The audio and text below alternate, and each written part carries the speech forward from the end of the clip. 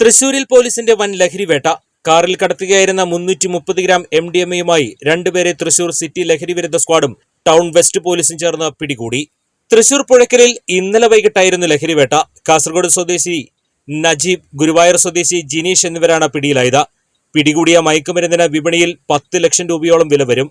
Thrissur city police commissioner Ankith അശോകന് ലഭിച്ച രഹസ്യ വിവരത്തെ തുടർന്നായിരുന്നു പരിശോധന. ബാംഗ്ലൂരിൽ നിന്ന് ആണ് ഇരുവരും മയക്കുമരുന്ന് വാങ്ങിയത്. ചാവക്കാട്, ഗുരുവായൂർ തുടങ്ങിയ തൃശൂരിന്റെ തീരദേശ മേഖലകളിൽ വിൽപ്പനയ്ക്കായി കൊണ്ടുവരുമ്പോഴാണ് പിടിയിലായത്.